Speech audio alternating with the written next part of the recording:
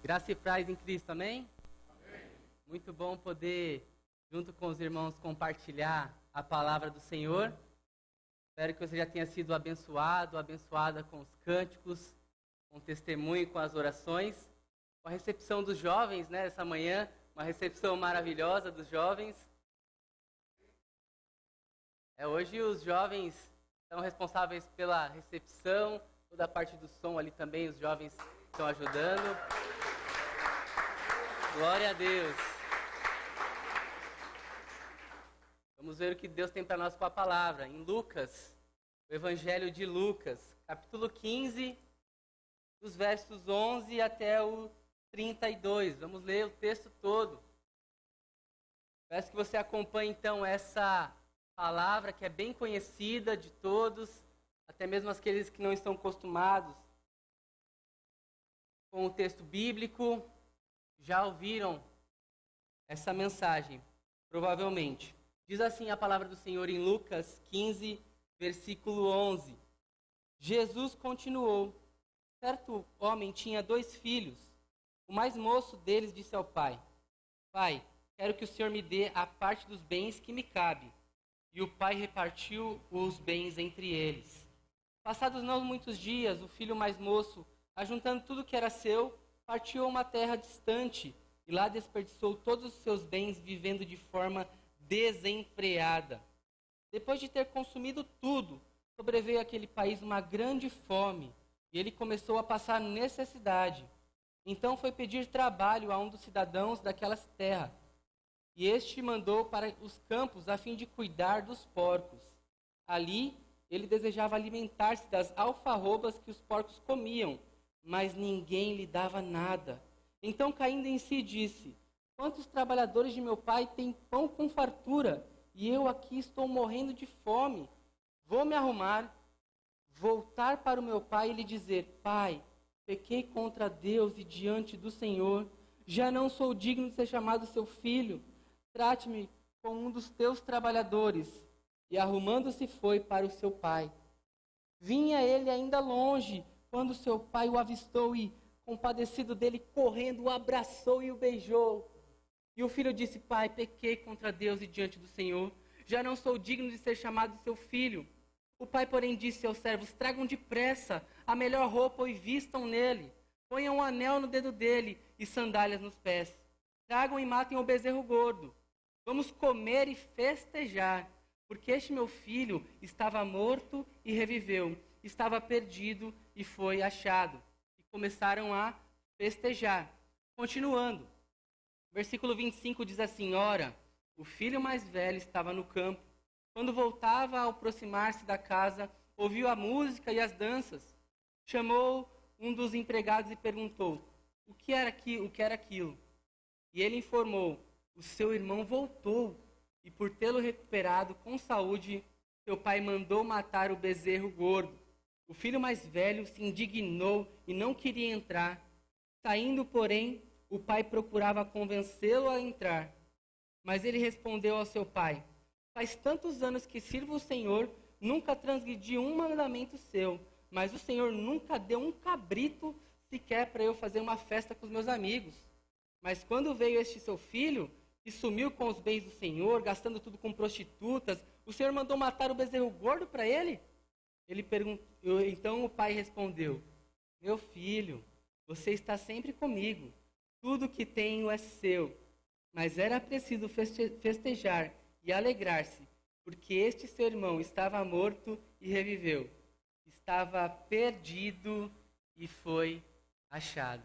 Amém? É uma história conhecida, né? A famosa parábola do filho pródigo. Nós vimos isso em vários outros canais. Se você der um Google, digitar filho pródigo, aparecem muitas coisas. Pregações, de pastores famosos, homens de Deus mesmo. Obras de arte, né? O Rembrandt tem um quadro que é a decoração da nossa igreja também. É a volta do filho pródigo. Então você tem de tudo ali, desde o pregador mais conhecido, a música de Bruno e Marrone, você encontra tudo sobre o filho pródigo. Mas será que nós realmente entendemos o que essa parábola que Jesus conta? Será que nós temos, então, todos os ensinamentos que Jesus queria demonstrar aos seus ouvintes da época? Porque se nós vemos o contexto desse trecho, Jesus fala de 3 coisas perdidas: a ovelha perdida, a moeda perdida e agora os filhos perdidos. Mas não é um filho só perdido. Há um enfoque majoritariamente somente no filho pródigo, né? Uma interpretação sentimentalista, eu diria assim, desta parábola. Por quê? Porque é comum a gente ver histórias, testemunhos de pessoas que largaram tudo, foram para uma vida desvairada e retornam para a casa do pai. É comum a gente ver isso. Mas e o outro enfoque que eu queria compartilhar com os irmãos nessa oportunidade? Eu também não tinha tido esse olhar até que eu li um livro de Timothy Keller, O Deus Pródigo. E esse livro, irmãos, é uma bênção. Esse livro, de fato, me fez ter ideias dessa passagem que eu não tinha oportunidade de interpretá-la dessa forma. E a interpretação das parábolas, ela tem uma particularidade, eu já falo. Eu não consigo falar e tomar água ao mesmo tempo. A gente aprende no seminário que parábola, ela não é basicamente toda cheia de teologia, ou seja, você pega aquilo ali e tudo você aplica literalmente, ou seja, literalmente para fazer doutrinas. Por exemplo, são palavras de Jesus, tudo que ele disse é verdade, amém? Mas a gente não pode chegar e falar, todo irmão mais novo dá trabalho, mas dá vontade de falar, né? Quem aqui é irmão mais novo? Vocês tiraram o nosso trono, né? Agora os nossos pais têm que dar atenção para os dois, né? O filho mais velho e o filho mais novo. Só que sempre o filho mais novo tem mais atenção, né? Mas o pior de tudo é ter que dividir a bolacha, né? Aí que começa a complicar. Aí que começa a dar as brigas ali na família. Mas então, Jesus explica ali, Jesus nos conta uma parábola, só que são verdades que a gente tem que descobrir. Parábola significa isso.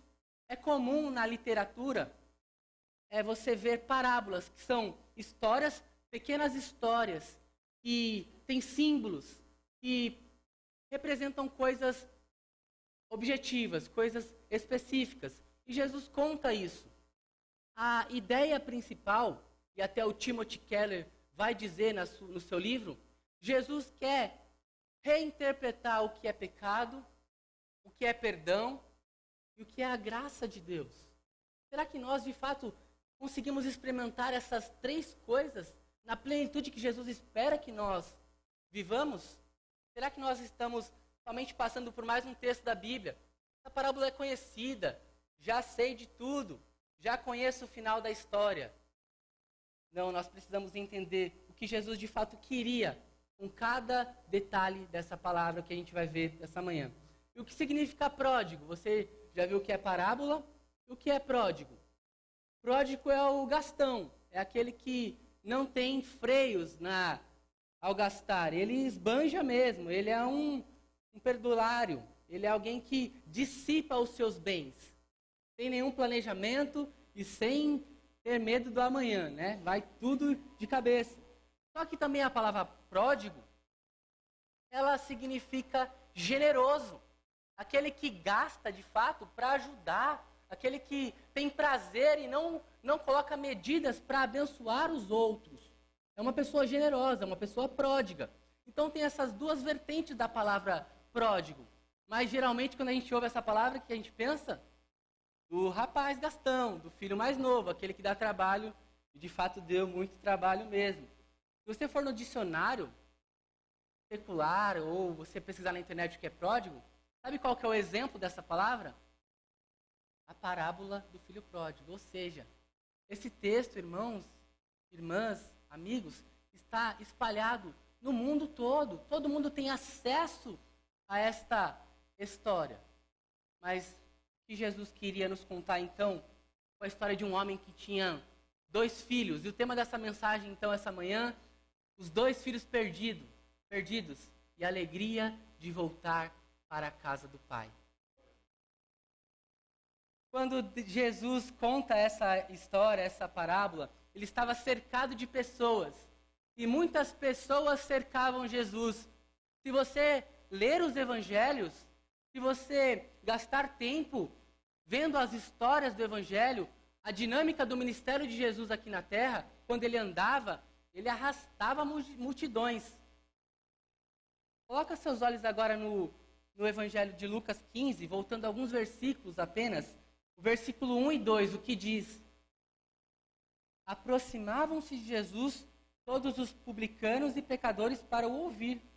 Os fariseus, os escribas, murmuravam, dizendo: Este recebe pecadores e come com eles. Percebe então que quando Jesus está contando isto, ele está cercado de dois tipos de pessoas também, dois grupos de pessoas. O que o evangelista diz? Que eram os publicanos, os pecadores. E quem era o outro grupo? Os fariseus, os doutores da lei, aqueles que eram então os religiosos da época, os ferrenhos na doutrina, aqueles que não aceitavam nenhum limite passar da doutrina.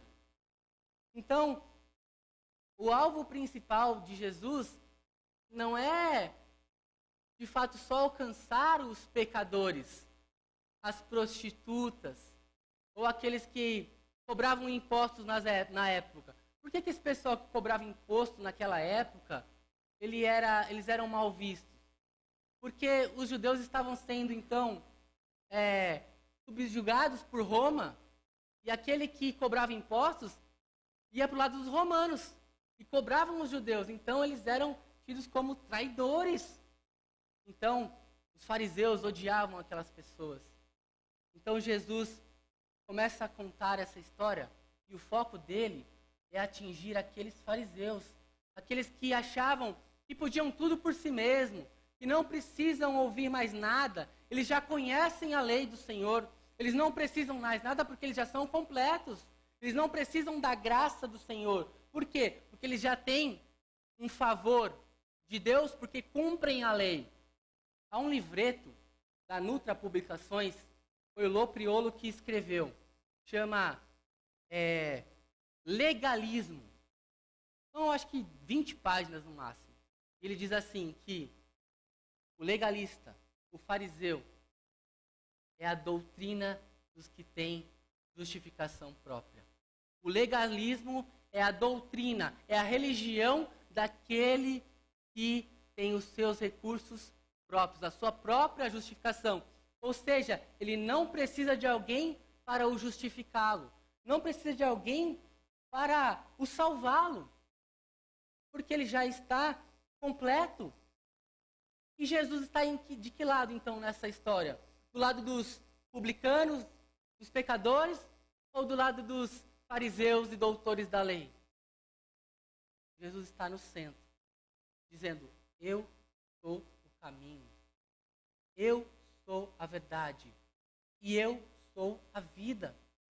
Ou seja, não há nenhuma outra forma de alcançar ao Pai, alcançar a salvação, além de mim. É isso que Jesus queria demonstrar. E ele usa, então, essa ideia de filho mais novo, representando os pecadores, os publicanos, e irmão mais velho, representando os fariseus. O irmão mais novo, ele tem algumas características que são peculiares dele, e de quem está insatisfeito. Quando nós estamos insatisfeitos, a nossa primeira atitude é o quê? É fugir, é fazer um plano e deixar tudo de lado e cumprir a nossa própria satisfação. O insatisfeito, aquele que não tem mais satisfação na casa do Pai, na vida que Deus dá, na família, no casamento, na escola, na faculdade, no namoro. Qual que é a primeira coisa? É o bloqueio, não quero mais você, vou para outro e foge. Lembra-se de uma história conhecida no livro de Jonas? O profeta em que Deus fala com ele, dá uma missão para ele, e o trabalho dele era pregar a palavra, era ser a boca do Senhor para anunciar a palavra de Deus. O que ele faz? Você vai para Nínive? Não, não quero ir para Nínive. Ele vai para Jope, vai para Tarsis. Foge da presença de Deus. Paga uma passagem, entra no barco. Dentro do barco tem uma tempestade. Ele vai para o fundo do barco, para o porão do barco. Estando no porão do barco, o que acontece? Ele é jogado no mar, vai para o fundo do mar. E no fundo do mar, ele vai para onde? Para a barriga do grande peixe. Quase morre. Uma das orações mais bonitas da Bíblia é a oração de Jonas, lá do fundo do mar, dizendo: Senhor, a salvação vem de ti. A salvação pertence ao Senhor. Então vocês conhecem a história, mas percebam essa espiral descendente. Quando a gente vai fugindo, vai se afastando, as coisas vão acumulando e a gente acha que está fazendo o que é correto, mas não. Fugir dos problemas, fugir da realidade, só nos traz mais problemas futuros. É isso que o irmão mais novo acontece com ele. Ele vai fugindo. Talvez ele assistiu aquele filme, A Vida Passa Muito Rápido Demais, e se você não parar de vez em quando para vivê-la, acaba perdendo tempo. Lembra-se dessa frase famosa do curtindo a vida adoidado? Ele queria isso. Ele queria a vida da satisfação, dos prazeres. Acabamos de sair da época do carnaval agora. Quantas pessoas destroem a vida? Não precisa ser crente, não. Não precisa ser cristão para ver que isso é destrutivo. Essa vida desregrada, essa vida que não olha as consequências, traz prejuízos para si e para os que nos cercam também. Quantas vezes nós falamos: não, sou novo demais. Falo isso com peso, porque acontece. Sou novo demais, preciso desfrutar a vida. E não consideramos quem está conosco em casa. Não consideramos o pai, a mãe. Aos casados não considera a família, a esposa, o esposo, filhos. E a gente simplesmente toma decisões precipitadamente. E o dia mal chega. O dia da adversidade, ele é sem demora. A alegria é fugaz nesse caso. E o pastor Hernandes Dias Lopes, o reverendo, ele faz uma separação desse texto bem interessante em 4 fases da vida do filho mais novo. Ele era feliz na casa do pai inconscientemente. Ou seja, ele era feliz e não sabia. Ele tinha mesa farta, ele tinha o aconchego do lar, ele tinha casa, ele tinha trabalho, ele tinha pessoas para o servi-lo. Então ele era feliz inconscientemente, ele não valorizava. Ele achava que a vida, que os prazeres pulsavam lá fora. É lá que está certo. É ali que a vida está. E depois ele vai, pega tudo o que é de direito dele. Permitam só gastar alguns minutos nessa fase do texto em que o filho diz: Pai, versículo 12, o final. Pai, quero que o Senhor me dê a parte dos bens que me cabe. Eu já ouvi relatos de pessoas que brigam no sepultamento. Aí eu que vou ficar com esse móvel aqui, esse espelho é meu, o defunto nem esfriou, já está aquela briga na família. Eu já ouvi isso. Mas matar o pai em vida é complicado, né? Por quê? Pedir a herança, a parte que cabe naquela época, para aquele contexto, quando Jesus está contando, era simplesmente se abdicar da família, falar: pai, você para mim não é nada. Não quero mais a tua companhia, não quero mais estar contigo, eu quero o que é meu. E a palavra bens aqui não é a palavra ligada a capital, a dinheiro, a recursos em espécie, vamos dizer assim. A palavra bens aqui é a palavra bios, ou seja, vida. Mais ou menos assim. Naquela época, as pessoas não tinham dinheiro, o que elas tinham? Propriedades. A fazenda, os seus gados, os seus animais, cavalos. Quem era rico tinha os seus servos. Quando o filho pede: me dá os teus bens, o que ele está fazendo? Arranca da tua do teu peito aí, teu coração, e me dá. É grave isso. Me dá da tua vida, da tua terra, porque terra e vida ali representavam quase que as mesmas coisas. Alguém que tinha muitas terras era conhecido como alguém rico, mas alguém de respeito. Então, o filho, quando faz isso, praticamente ele enterra o seu pai. Parênteses. Quanto de nós fazemos isso? Os nossos pais em vida também. Não pedindo, não falando, mas pensando, desprezando, colocando de lado. Meu pai agora já está mais velho, e não merece mais o meu respeito. Não é o que nós aprendemos em Efésios. Honra teu pai e tua mãe, que é o primeiro mandamento com promessa, para que te vá bem e tenha vida longa na terra. Essa é a palavra de Deus. Tem que honrar o seu pai para sempre. Tem que honrar a sua mãe para sempre. Continuando então, foi só um rápido parênteses para falar daquele contexto, interpretando essa parábola. Foi pesado o que o filho fez.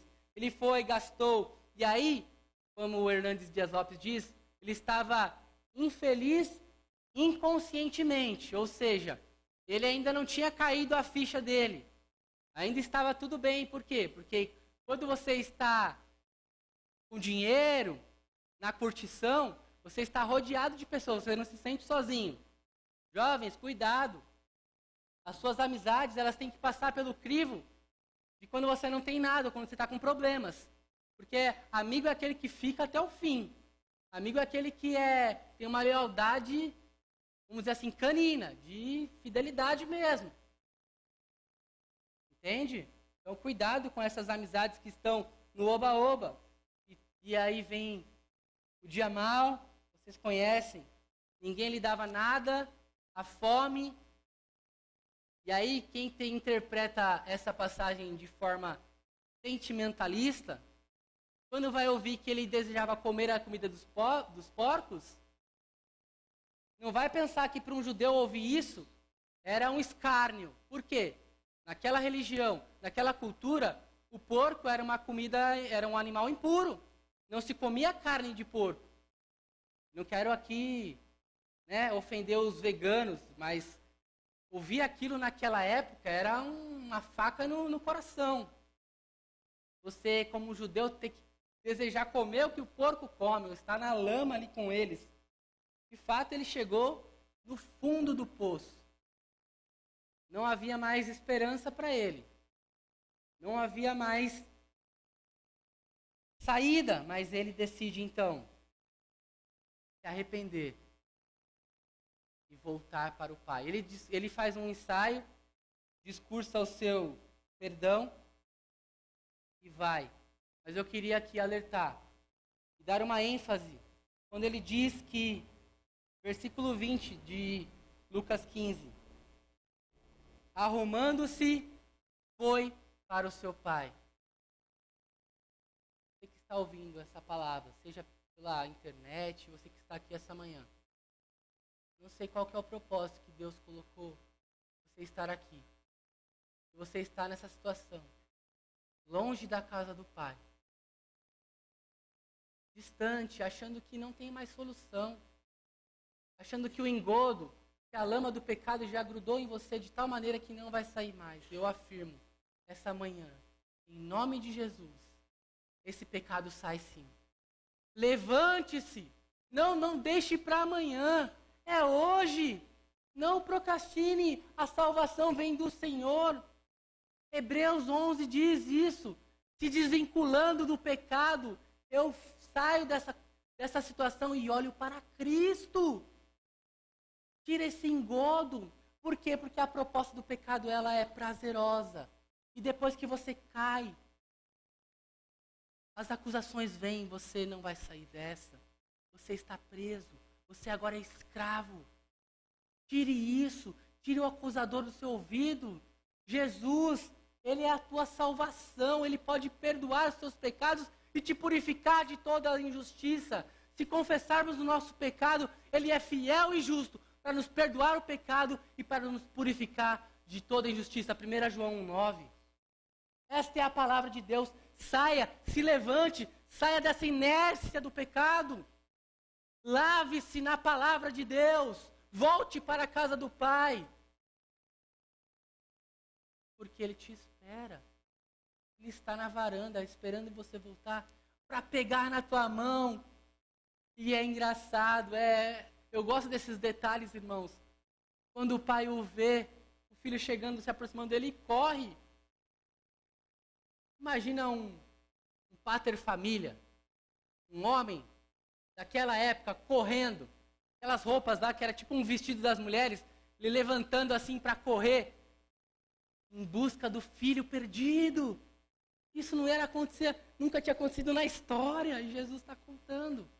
Imagina o imaginário daquele pessoal ouvindo essa história. O pai de família correndo. Imagina o Carlão correndo ali para abraçar alguém que está chegando. Que mensagem maravilhosa. Irmãos, um alerta. Veja como o pai de família, o núcleo familiar está sendo destruído. Por quê? Porque a estrutura que Deus criou para que as famílias fossem criadas e assim crescessem, está sendo destruído pela mídia, os ataques. Não, o núcleo familiar pode ser do jeito que você quiser. Você é filho mais novo, você tem liberdade. Você não precisa seguir as regras da casa. Você tem essa liberdade, pode fazer o que você quiser. É isso que é pregado. E os desenhos, vai ver os desenhos de criança, Peppa Pig. Sempre o papai é o bobão, é o papai, né? O Simpson, né? Aquele padrão de pai. E a gente vai aceitando isso. Não, a estrutura familiar é algo sagrado. E aquele pai, então, corre para abraçar o seu filho. Ele se confessa, né? Pai, pequei. E aí já está bom para Deus. Já está bom para Deus. Se confesse. Deus, então, Ele não pune o pecado quando há perdão, quando há reconciliação. E o que é perdoar, irmãos? No latim, o prefixo per é sempre para mostrar algo que está ultrapassando, está no limite, está no máximo. Então você pode ter algo feito e algo perfeito. Você pode insistir, você pode persistir. E o amor, a expressão máxima do amor, você pode doar. Então você pode perdoar. A expressão máxima do amor é o perdão. E é isso que o Pai faz com aqueles que se arrependem. Confessarmos nossos pecados. A tristeza, segundo Deus, gera arrependimento. O arrependimento, quando ele é sincero, gera a graça e a misericórdia do Senhor. Você pode voltar para a casa do Pai. Gastei muito tempo falando do filho mais novo, ainda falta falar do filho mais velho, que é o enfoque da parábola do irmão mais velho. Quando Jesus, então, não parou por aí. Irmãos, essa mensagem, não estou desprezando essa parte, é maravilhosa. Foi importante na minha vida.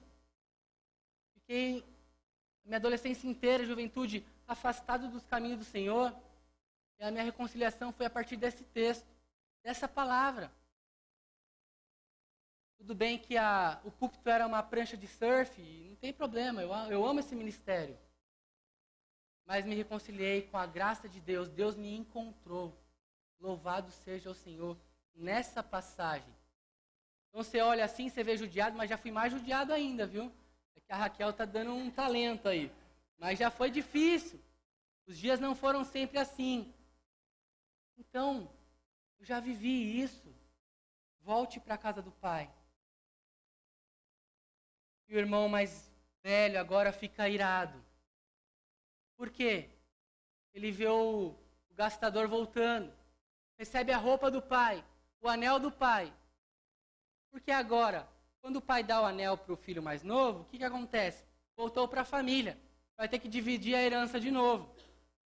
Então ele fica revoltado. Ele fica totalmente irado. E percebam os sinais do nosso corpo. Quando nós estamos irados, é como o painel do seu carro que acende a luz da gasolina ali, está te alertando algo, certo? A ira é isso. O semblante descaído é isso. Tem algo acontecendo. Obrigado. Tem algo ali que está ruim ali dentro. Está dando sinais para você. Então, se você fica totalmente irritado, irado com tudo, tem alguma raiz aqui dentro que não está certo. Se tua vida é só de murmuração, como murmuravam os fariseus ali, é porque algo não está certo, você está insatisfeito, você não está tendo as coisas que você quer, não está sendo feita a sua vontade, você não está no controle da situação, então você começa a murmurar, você começa já a ficar inquieto. E o irmão mais velho diz isso. O irmão mais velho, ele rejeita a volta do irmão mais novo. E o pai faz o que também? Aquela festa, tudo aquilo que está acontecendo, todos alegres, e ele está de fora da festa. E o pai faz? Aumenta o som, coloca mais carne na churrasqueira. Não. O pai vai buscá-lo também. Os dois filhos estão perdidos. Os dois filhos carecem do amor do pai e da graça do Senhor. Então o pai vai e fala: meu filho, tudo que eu tenho é teu. Ele não estava mentindo. A herança já estava dividida e o restante era para ele mesmo. O filho vivia com o pai, mas estava distante do amor e da comunhão do pai. Isso é farisaísmo. É você ter uma aparência. É você ter um estereótipo. É o sepulcro caiado. Para quem não está entendendo nada o que é isso, é mais ou menos assim. Falando castelhano, claro. Por fora, bela viola. Por dentro, pão bolorento. É isso que Jesus disse aos fariseus. Sua aparência de religião, de estar aqui, de trabalhar, é uma coisa, mas teu coração está distante. Teu coração queria ser como o irmão mais novo. Você só está aqui por uma aparência. Pelo que você tem se aproximado de Jesus, é de aparência? Ou teu coração está aqui?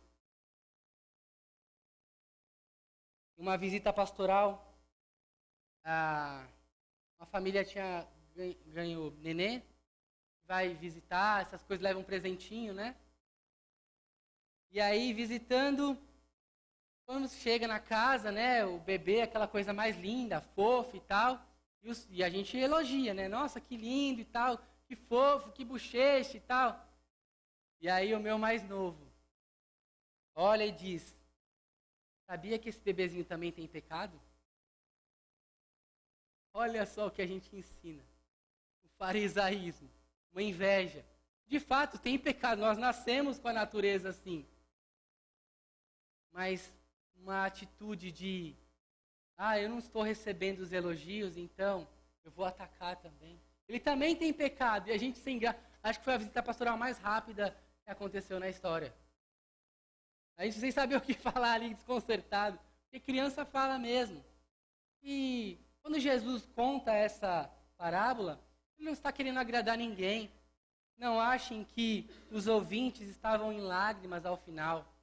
Estavam com o nariz torcido, com raiva, enfurecidos, planejando uma forma de acabar com o ministério de Jesus. Esse é o farisaísmo.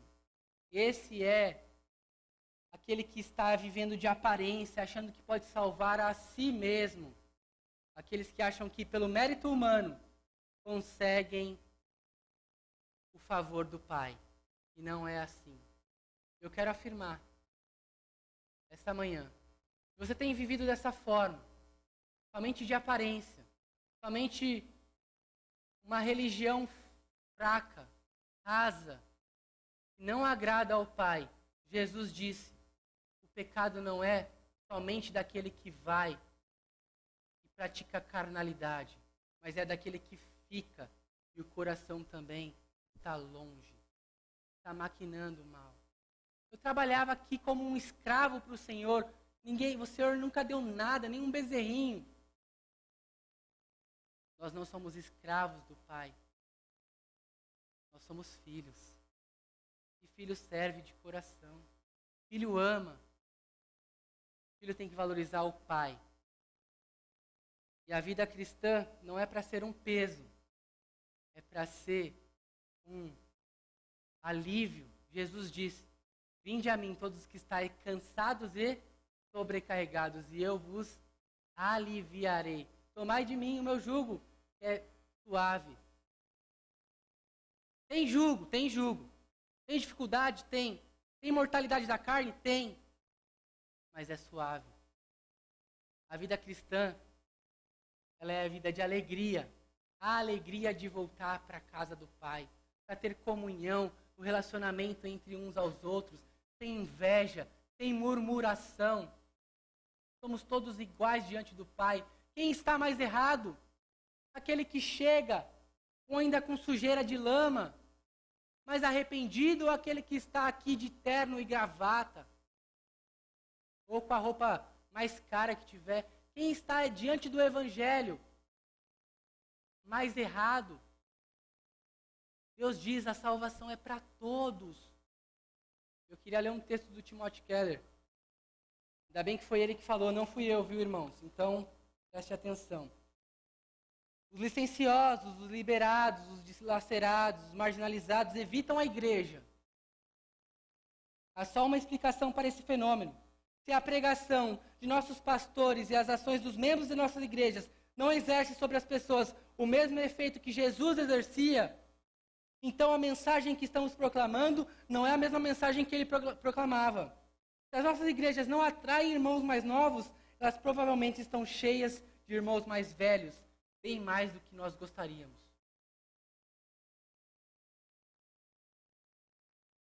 Quem você está atraindo? Você está se aproximando de Jesus, das pessoas, para levar a graça, a salvação, a misericórdia? Ou você está se aproximando para julgar, para murmurar, para extrair do que aquela pessoa pode te dar e depois você descartá-la? Como você se aproxima das pessoas? Como a igreja de Jesus está recebendo aqueles que vêm? Com julgamento, com regras, com fardos que a gente não consegue nem carregar? O Evangelho liberta, o Evangelho traz paz, é uma vida próspera, é uma vida abundante. Jesus disse que veio para esse mundo para dar vida e vida em abundância. E não pasta de amendoim. Nossa suficiência em Cristo.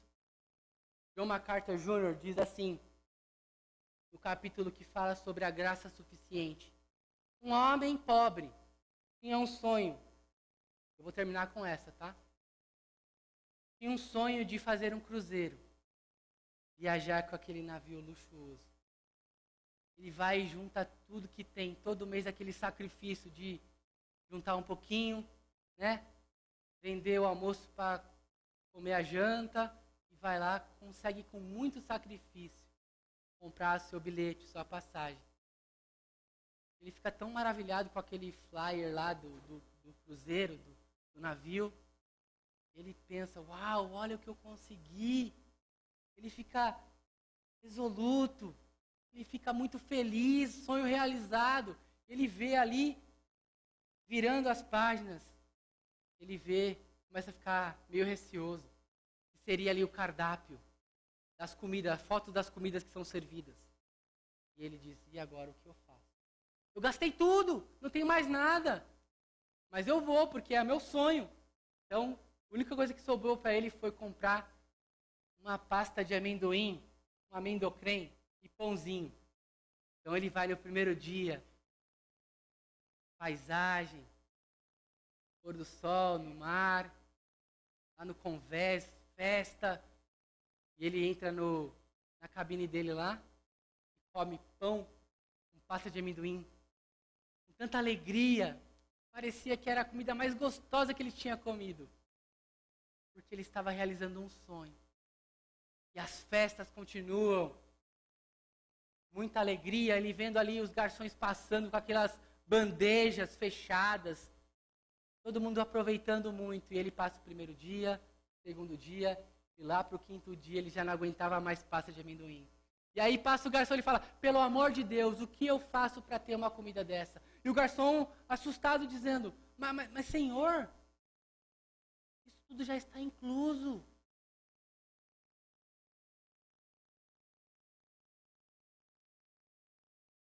A vida com Jesus já está inclusa tudo, porque Ele nos deu tudo para uma vida e piedade, amém? Nos abençoou nas regiões celestiais com tudo que você precisa. Você já foi perdoado, você já foi restaurado, você já foi santificado pelo Senhor.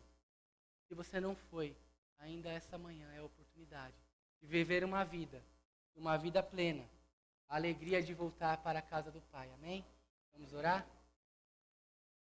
Pai querido, obrigado por sua palavra, Senhor, que nós somos merecedores somente, ó Pai, da condenação, mas o Senhor com tua graça, com tua misericórdia, com o teu perdão, com a expressão máxima do teu amor, que é em Jesus, nos salvou e nos deu tudo para uma vida, ó Pai. Ó Deus, eu oro por aqueles que precisam voltar para a casa do Pai, ó Deus. Estão machucados com o mundo, coração aflito, pesaroso. O pecado gera a morte, Senhor, separação. Ó Deus, tem misericórdia e traz arrependimento, Senhor. Conversão sincera no coração, ó Pai. Ó Deus, e também por aqueles que acham que a religião, o esforço próprio, a justificação pode salvá-lo, Deus. Tem misericórdia. Nós precisamos da tua graça e do teu amor, Senhor. Só o Senhor salva. Só o Senhor liberta. Só o Senhor dá vida e a alegria, ó Pai. Abençoe cada um aqui amanhã, essa manhã que adentrou. Ó Deus, que o Senhor fale aos corações e cumpra o seu propósito, ó Pai. Nós oramos assim, em nome de Jesus, amém.